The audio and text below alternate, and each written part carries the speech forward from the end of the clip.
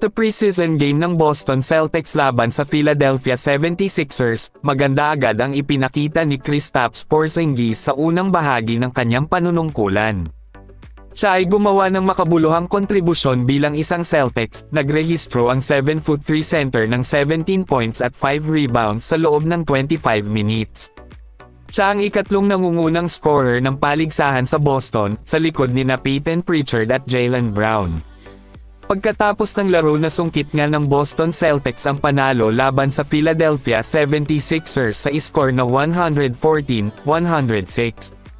Dumating si Porzingis sa Boston Celtics sa pamamagitan ng isang off-season trade mula sa Washington Wizards at agad itong pumirma ng 2 taon sa halagang $60 million. Dumating siya bilang bahagi ng isang mas malaking roster overhaul sa paligid ni Jason Tatum at Jaylen Brown at pinatibay pa sa pagkuha ng koponan kay Jrue Holiday noong unang bahagi ng buwang ito. Ang Celtics ay mayroon na ngayong 4 na all-star caliber na manlalaro, sina Jason Tatum, Jaylen Brown, Kristaps Porzingis at Jrue Holiday na inaasahan na ngayong season ay manalo ng NBA championship. Talagang subok na naman lalaro itong si Kristaps Porzingis na naglaro noon kasama ang all-star tulad ni Bradley Beal at Luka Doncic noong nakaraan, ngunit ang Tatum-Brown-Holiday trio ay higit na nakahihigit sa defensive side at inaasahan na si Kristaps Porzingis ang magsilbi bilang isang rim protector sa halip na humabol sa perimeter. Ang pagkakaroon ng 4 na mahuhusay na manlalaro sa isang koponan ay isang malaking swerte na umangkop sa opensa kahit anong oras sa paglalaro. Ang pagkuha kay Jrue Holiday, sa partikular, ay magbibigay sa Boston Celtics ng lead ball handler na lubhang kailangan nito sa playoffs. Ang koponan ng New Orleans Pelicans ay isa sa nangungunang koponan noong nakaraang taon, ngunit bumaba ito matapos matamaan ulit ng injury ang inaasahan na manlalaro na si Zion Williamson.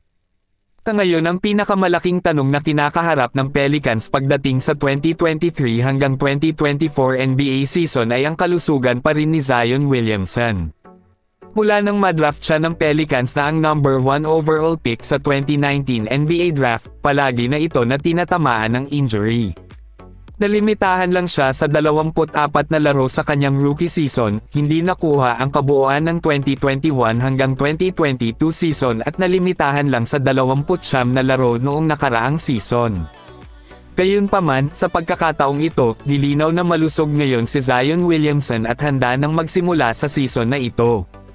May isa pang dahilan si Williamson para maging excited sa laro dahil sa kanyang bagong sapatos, na Jordan brand na ipinangalan sa kanya mismo na tinawag itong The Zion 3. Dahil siya ay isang rookie sa Pelicans, si Zion Williamson ay pumirma ng isang 7 taong deal sa Jordan brand division ng Nike.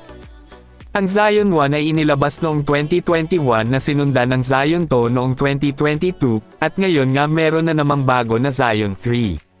Noong available si Zion Williamson noong nakaraang season, ang Pelicans ay tumakbo pa para sa number 1 seed sa Western Conference. Sa mga laro na kanyang nilaro si Williamson ay nag-average ng 26 points kada laro at 7 rebounds at 4.6 assists at 1.1 steals na may splits na 60.8% shooting mula sa field, at 36.8% shooting mula sa 3-point line at 71.4% shooting naman mula sa free throw line.